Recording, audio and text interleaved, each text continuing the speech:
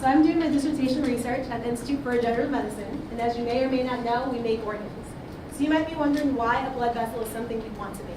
So cardiovascular disease is the leading cause of death in the United States and globally. So many patients with cardiovascular disease, when people hear that, how many people tend to think of the heart? We hear cardiovascular, we think of the heart. But the vessels are incredibly important.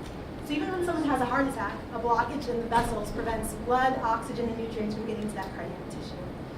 Patients with vascular disease typically require surgical interventions to save an organ, a limb, and sometimes even their lives.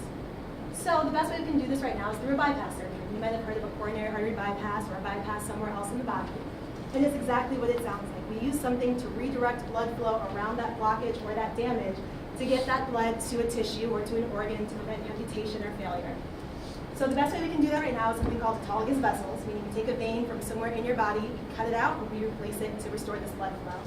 But that assumes that patients don't have extensive damage, or that they haven't previously had an amputation, or that they have good vessels to use. When they don't, we can use things off the shelf.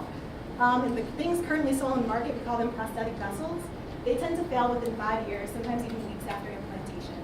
And again, if we're trying to save a limb or save an organ, this is dire to the patient. And that's where tissue engineered vascular grafts come in. So you can see there's one in the bioreactor in the upper left, and then there's a scaffold on the right. It's kind of the silky straw you see in the very upper left hand of that diagram. So the classic way to do this, we take some sort of scaffold, we take a biopsy of a blood vessel, and we take two types of cells that we really care about. Smooth muscle cells are on the outside, and they have to do with the structure and function of the vessel. And endothelial cells are on the inside, and they have to do with regulation of how the blood vessel works. And we basically spray paint those onto the scaffold, or we seed them on, and then we grow them in the bioreactor like you see on the left, and then we replace them into the patient. So it's like they're getting a transplant of their own cells back into them.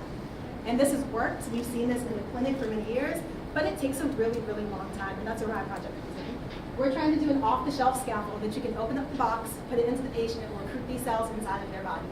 So our scaffold in the upper right, we engineered that several years ago. So it's 2 layers. The inner layer is specialized for those endothelial cells. The outer layer is specialized for those smooth muscle cells. And you can kind of see it's like a meshwork, so it looks kind of like Spider-Man's web, I always say when we make it. And what I'm doing is I'm basically engineering the scaffold in order to recruit those kinds of cells. So antibodies, they're very popular in sciences.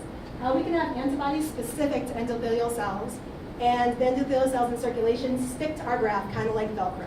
And then we can get them to grow across our graft, and it does the same thing as when we put them on outside of the body. So we have that. A lot of literature has been published showing that antibodies function in this purpose, and so I chose some of the best antibodies and compared them against each other. And then my hypothesis was really simple. 2 are better than 1. So we paired them to see if there was synergy, and there was. So we're capturing more cells that way in the lab. Next, I'm going to look at ways to recruit the smooth muscle on the outside to grow into the scaffold. And then, of course, we're going to put things like heparin and other things for clotting or prevent that tiny vessel from swelling shut. So with this approach, we really, really hope to engineer these vessels to restore that blood flow faster to expedite the healing of our patients. Thank you for your time.